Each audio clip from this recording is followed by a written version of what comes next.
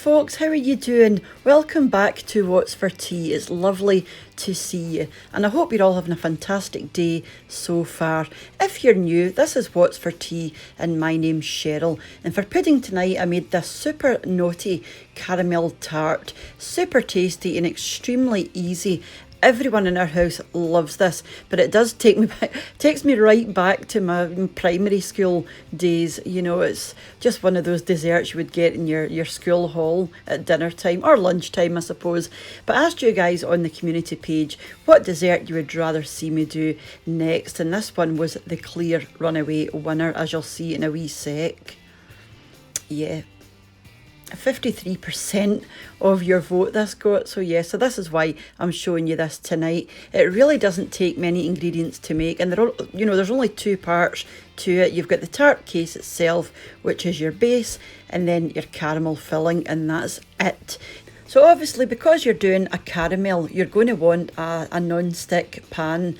I tried to do this, a way back, I'm going back years, and I tried to do this in a pan which wasn't non-stick, and it was an absolute disaster. So yeah, I would say a non-stick pan is essential. So I'm going to move on now and let you know what you're going to need if you want to give this a go for yourself. But just after I've given you the ingredients, just a wee quick thank you for one of you guys. Yep, so let's move on and see what we need. And as usual, everything that I'm using and their weights will be in the description box down below. So first of all, I've got 60 grams, which is about 2.1 ounces of caster sugar. I've got 2 tablespoons of golden syrup. I've got 100 grams, which is about 3.5 ounces of butter. That's for your sauce. And I've got 115 grams, which is about 4 ounces of butter, and that's for your base. I've got 160 grams, which is about 5.6 ounces of plain all-purpose flour. I've got 100 grams, which is about 3.5 ounces of soft brown sugar. And I've also got a 400 gram can of condensed milk, which is about 14 ounces.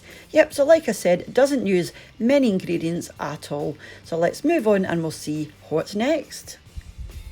So this is the tin that I'm using. I just like to use this one because it's got a loose bottom, which means, when you go to take it out the tin, when it's ready, it's an absolute breeze. So that's the one I'm using. That's an 8-inch tin. And before I move on, I just wanted to say a big thank you to one of you guys. It's Claire. You'll probably have seen her commenting from time to time, and she sent me this wonderful glass chopping board, and I absolutely love it. So thank you so very much. And I've already obviously contacted you by email, and we've spoken, but I just wanted to say again just how much I appreciate this. It's just marvellous. And the reason she sent this, actually, she was a bit concerned at my chopping board because it does tend to slide about a wee bit. So I keep forgetting to put a tea towel underneath. So that's why she sent me this. So I don't know how you've managed to do that, but I really do appreciate that. So now we're going to move on and do our base. So into a large mixing bowl, you want to pop your plain flour. So that's 160 grams. Then your caster sugar, which is 60 grams. And then your butter, which is 115 grams. And you just want to rub the flour into the butter and the sugar until it forms a sort of breadcrumb consistency. It'll only take you a few minutes. So I've just done a wee time lapse here just to show you, the actual process. So you'll end up with something like this. You want to grab your tin, whatever you're using, and you want to lightly grease this with some butter. This is a non-stick pan, but just in case. And you want to pop in your mixture and just press it down very firmly with a spatula or a spoon. You just want to get that nice and compact. So I started off with a spatula and ended up using a spoon just to make sure it was lovely and compact down, as you'll see in a second. So now it goes lovely and smooth. The longer you flatten it down, the smoother it'll go. So I was happy with this. The next thing you want to do is grab yourself a fork, and you just want to sort of prick all over. And then you want to preheat your oven and whack this into the fridge for half an hour. You want this chilled before it goes into the oven. So once it's been chilling for half an hour, you can go ahead and pop this into the oven in gas mark 4 or 180°C or 350 Fahrenheit for between 20 and 25 minutes until it's lovely and golden brown, just like this. So while you're waiting on that cooling down, you can go ahead and make your caramel. By the time you've done your caramel, that'll be good to go. So you want to get your cooker onto high heat and pop in your brown sugar first, and then your butter, your condensed milk, and then your golden syrup. You can actually do these in any order. They don't have to be done in this order. This is just how I do it. And then you want to bring this, stir everything round and bring it up to the boil.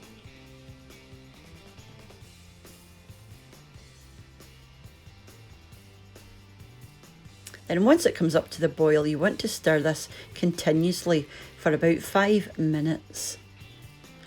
This is one of these things, you really can't walk away. You've got to stay with it, just keep stirring because you do not want to, your sugar to burn. That would be a disaster. So once it's had its 5 minutes, you can go over to your base again and just pop your caramel on top. See how easy is this? Easy peasy. And the last thing I like to do, just to keep it old school traditional, is pop on a handful of chocolate sprinkles, just like these. Oh goodness, this is just identical to what I used to get at school.